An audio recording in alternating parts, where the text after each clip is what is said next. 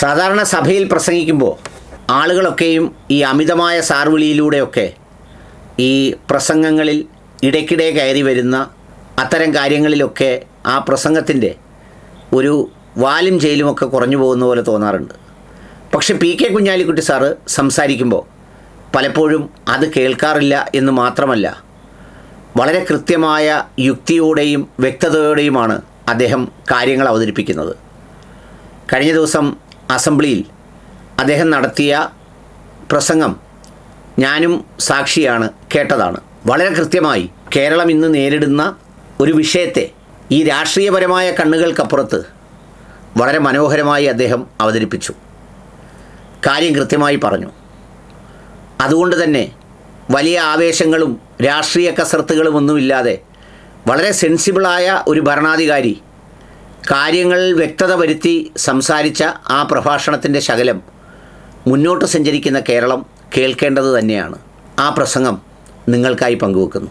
കേൾക്കാം. കേരളത്തെ സംബന്ധിച്ചിടത്തോളം വരുമാനത്തിന്റെ ഏതാണ്ട് 80% നിത്യാവശ്യ നിദാന ചെലവുകൾക്കും പലിശക്കുമൊക്കെ ആയിട്ട് ശമ്പളത്തിനുമൊക്കെ ആയിട്ട് ഉപയോഗിച്ചുകൊണ്ടിരിക്കുക.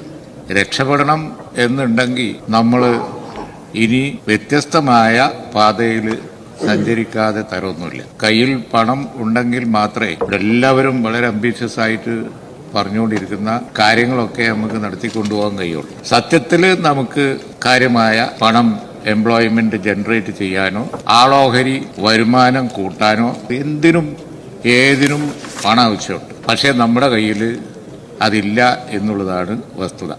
കേരളം ഒരു സ്റ്റാഗ്നന്റായി പോവാതെ ഇരിക്കണം എന്നുണ്ടെങ്കിൽ അല്പം വ്യത്യസ്തമായ മാർഗത്തിൽ നമ്മൾ സഞ്ചരിക്കേണ്ടി വരും.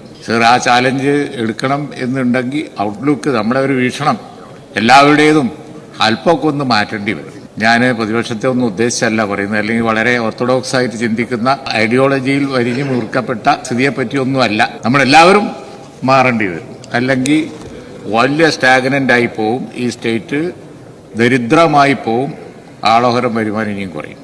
നമ്മൾ രക്ഷപ്പെടാനുള്ള മാർഗം നോക്കണം. ദുബായ് ഒരു ഉദാഹരണമാണ്.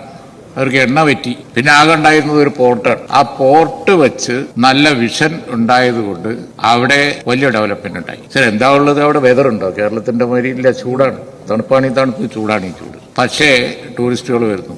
ആകെയുള്ള കുറച്ച് ഒരു പോർട്ട് പോലത്തെ അടിസ്ഥാന സൗകര്യ വികസനം കൊണ്ട് വേൾഡിലെ ഏറ്റവും വലിയ ട്രേഡ് സെന്ററായി സ്റ്റേറ്റ് മാറി. ചെറിയൊരു ഉദാഹരണം ഞാൻ പറഞ്ഞു തന്നു. ഇതുപോലെ മാറാൻ കഴിയും നമുക്ക്. എല്ലാവരും സഹകരിച്ചാൽ നമുക്ക് നോക്കാം, അല്ലെങ്കിൽ നമ്മളെ കുട്ടികളെ അനുഭവിക്കും. അല്പം വ്യത്യസ്തമായ മാർഗത്തിൽ നമ്മൾ സഞ്ചരിക്കണം. അതിനുള്ളൊരു വിഷൻ ഈ ഡോക്യുമെന്റിൽ ഉണ്ട്. നമ്മുടെ ഹയർ എഡ്യൂക്കേഷൻ മേഖല, അല്ലെങ്കിൽ എഡ്യൂക്കേഷൻ തന്നെ ഇപ്പോൾ പ്രയോജനമില്ലാത്ത സ്ഥിതിയിലാണ് പോയിക്കൊണ്ടിരിക്കുന്നത്. അതിനെ ആധുനികവൽക്കരിക്കുകയും ലോകത്ത് ഇന്നുള്ള ടെക്നോളജിക്ക് അനുസരിച്ച് എംപ്ലോയബിളായ എന്റർപ്രണേഴ്സ് ആവാൻ പറ്റുന്ന നിലയിലേക്ക് ഉയർത്തിക്കൊണ്ടുവരണം എന്നുണ്ടെങ്കിൽ സ്റ്റാൻഡേർഡൈസേഷൻ ആവശ്യമാണ്. അതിന് സ്റ്റാൻഡേർഡൈസേഷന് വേണ്ടിയുള്ള നടപടികൾ എടുക്കണം, പരിഷ്കാരം വേണ്ടി വരും. അപ്പൊ യൂണിവേഴ്സിറ്റികളിൽ പരിഷ്കാരം വരും. അവിടെ തൊടാൻ പാടില്ല, അവിടെ പൊളിറ്റിക്സ് ആണ്. എങ്കിൽ പിന്നെ നമ്മൾ മുടിഞ്ഞു പോവുകയാണ്.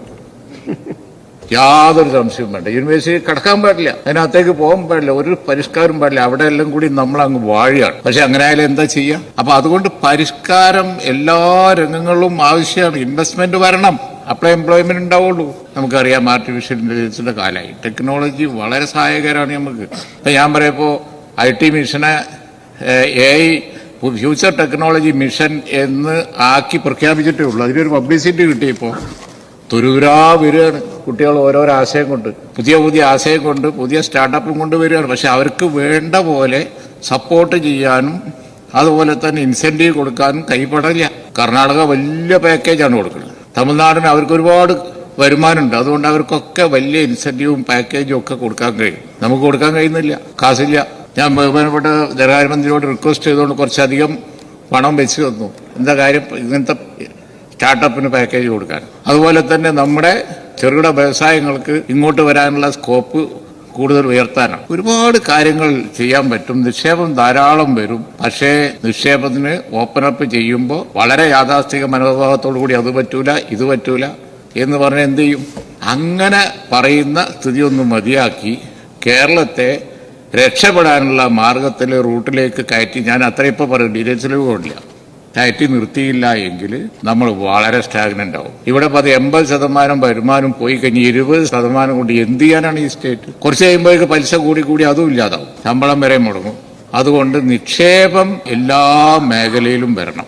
നമ്മൾ മലയാളികൾക്ക് തനതായി ഉള്ള ശക്തി ഇനി നമ്മൾ പുറത്തെടുത്തില്ല എങ്കിൽ വരുന്ന ജനറേഷൻ വലിയ പ്രശ്നത്തിലേക്ക് പോകും. അതുകൊണ്ട് വ്യവസായ വകുപ്പിനെ തന്നെ കാണേണ്ടത് നമ്മളെ സംബന്ധിച്ച് എല്ലാ വകുപ്പുകളും പരിഷ്കരിക്കുന്ന രീതിയിൽ ആധുനിക സാങ്കേതിക വിദ്യ ഉപയോഗിച്ച് നമ്മൾ മാറാനുള്ള അവിടെയൊക്കെ നിക്ഷേപം, അതാണ് ഈ ബഡ്ജറ്റ് ഡോക്യുമെന്റിൽ വെച്ച വിഷയം.